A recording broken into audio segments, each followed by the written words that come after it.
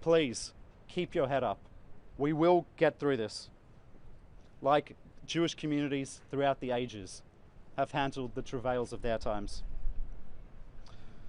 Today is the first day of Hanukkah, and I would generally end my remarks by wishing everyone a happy Hanukkah. But obviously I cannot do so today. So on this oh so dark day during the Festival of Lights, may I end with a simple prayer, a simple hope that the light of our Jewish community and our country that we love so much once again shines brightly. Thank you. Alan?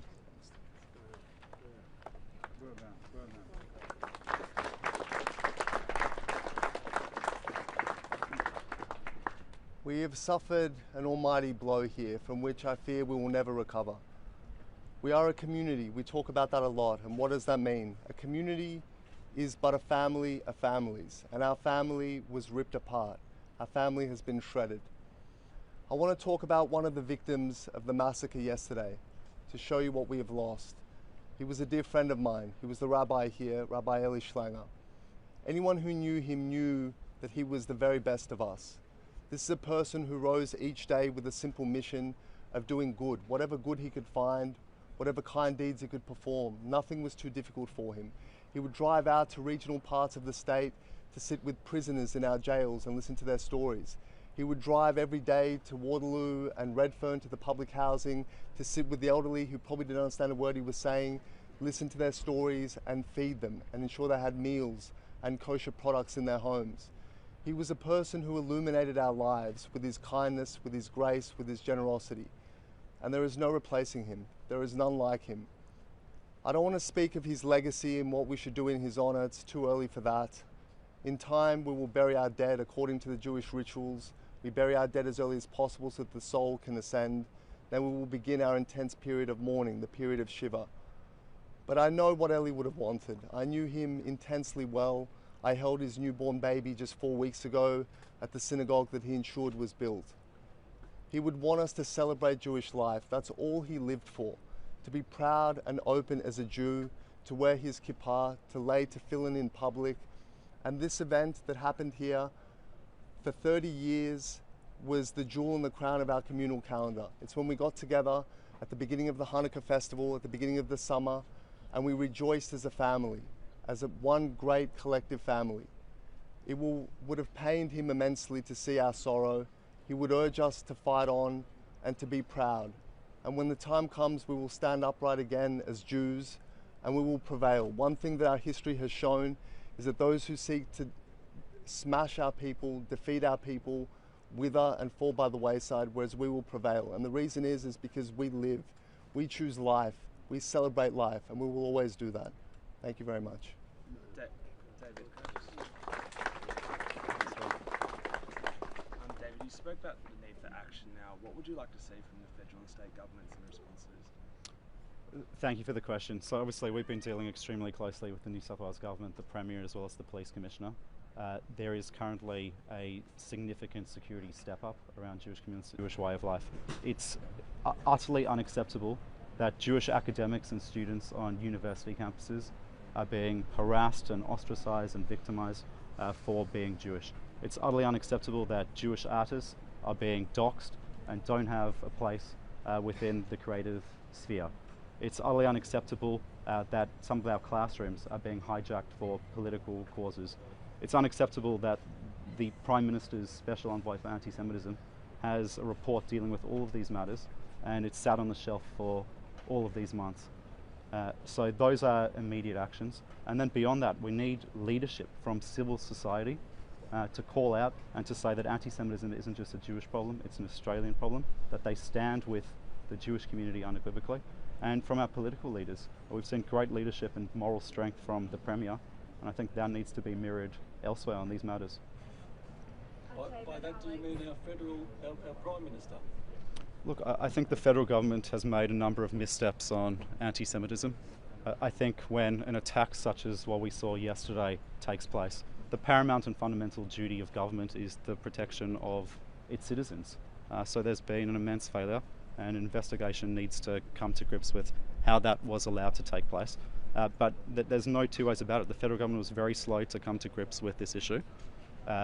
We haven't seen the leadership at a federal level that we have at a state level.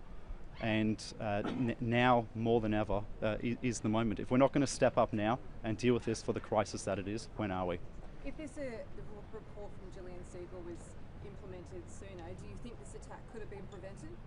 It's too, there's so much that's still unknown about the attack, so it'd be unwise to comment on that. One of the recommendations, though, was more security at Jewish events.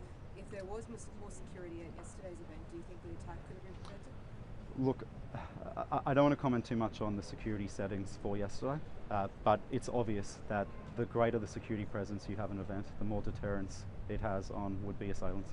Had the Jewish community hired additional security for that event? Had they hired extra police? I don't want to go into the security arrangements for that event or any other Jewish communal institution or event. You've noted the failures a couple of times. What do you see as the greatest failures that led to yesterday?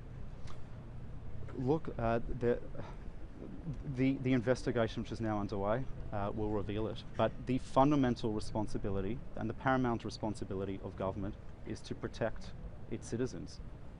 Clearly yesterday that did not take place. Two individuals who seem reasonably sophisticated were able to set up in close proximity to a Jewish event and to murder Jews in cold blood. Alex, myself and the Jewish community more broadly, we've been warning about the prospects of a mass casualty event for some time. And clearly I think all stakeholders have to reflect on how we've gotten to this moment and how this is allowed to, how yesterday occurred. Labour MP Josh Burns said that previous attacks on the Jewish community have been minimised. Would you agree with that? Of course. I mean, we as a community have suffered attempted arson on our synagogues. I mean, one synagogue in Melbourne was burnt to the ground. We very narrowly escaped a mass casualty event when a synagogue in Melbourne earlier this year was set alight with Jews still inside. Despite that, there is a contingent in our community, including leaders, who at every opportunity wish to minimise the Jewish experience, wish to call it a hoax, wish to quibble with anti-Semitism statistics to try to undermine what we're saying.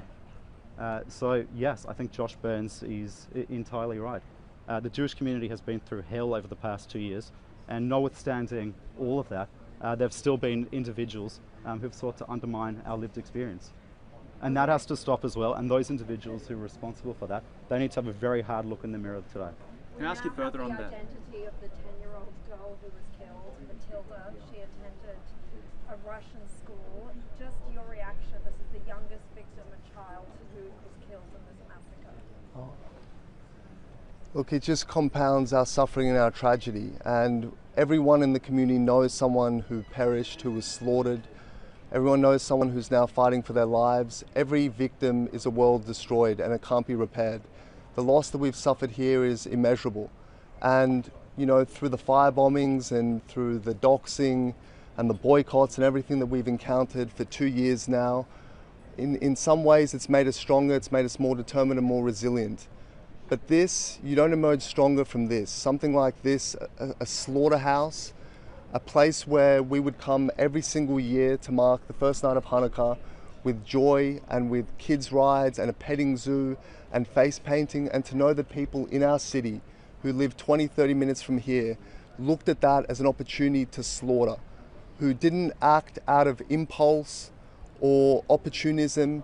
This was methodical, planned, and designed to slaughter as many people as possible for the crime of being Jewish. This has broken us, but we will rebuild.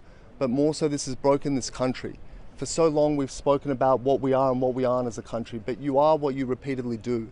And if over a period of 2 years you burn Jewish targets, you harass the Jewish people among you, you seek to expunge the Jews from public life, and then you slaughter the Jews like animals when you have the opportunity, that is what you become.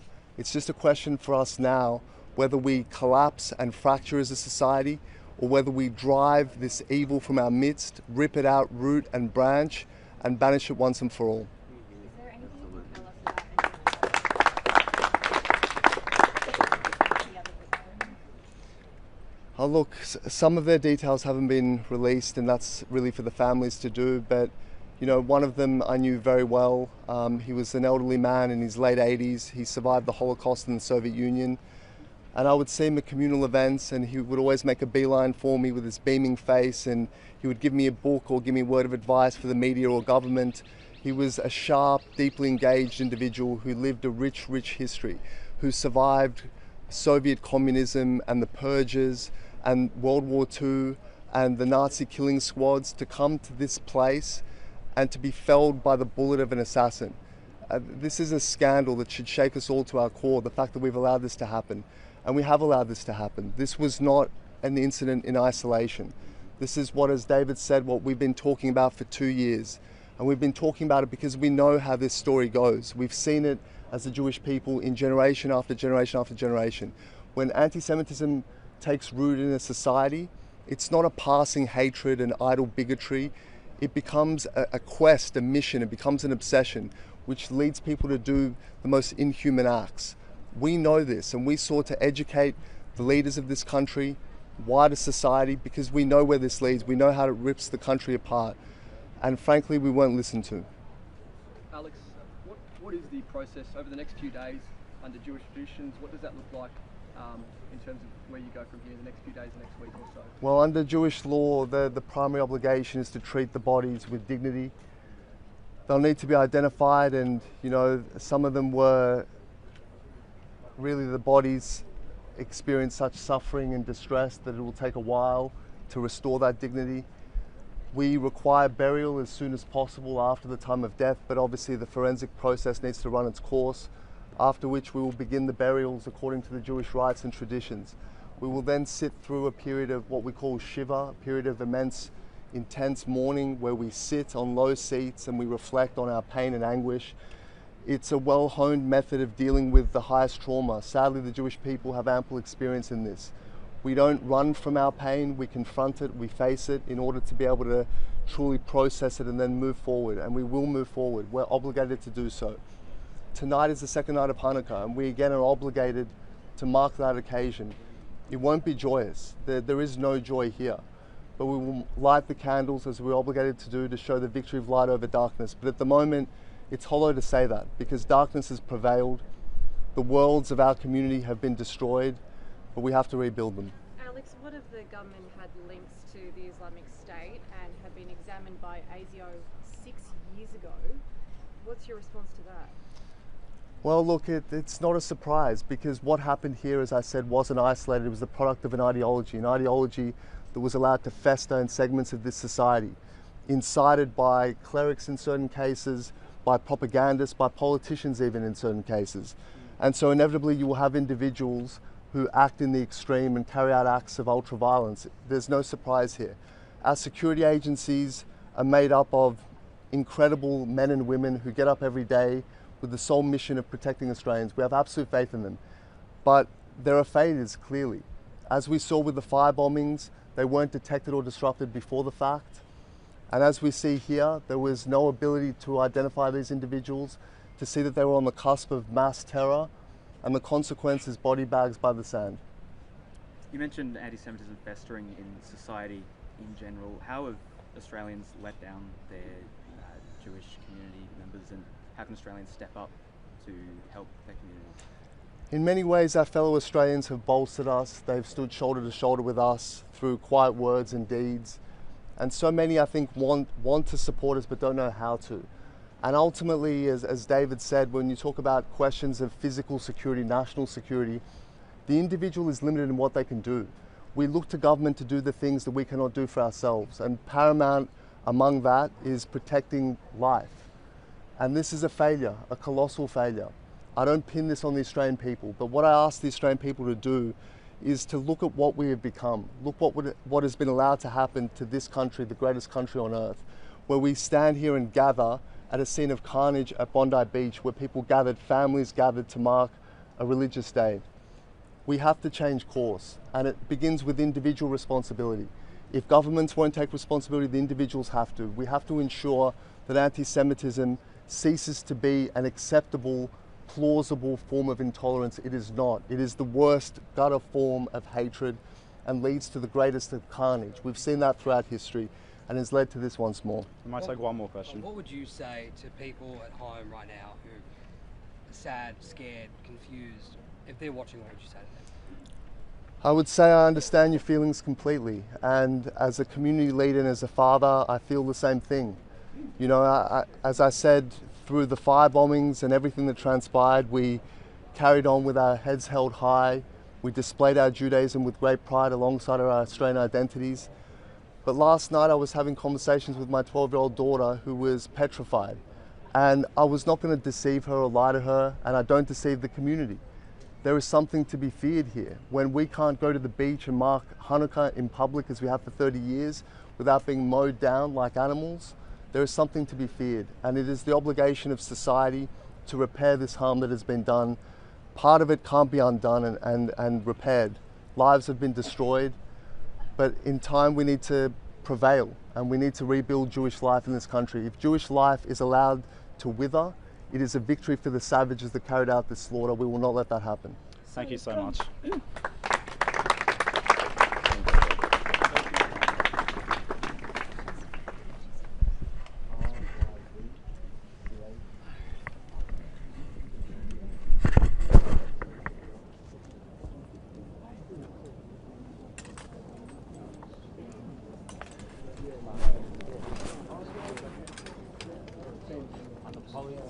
Right now, probably not needed until later, 1 o'clock.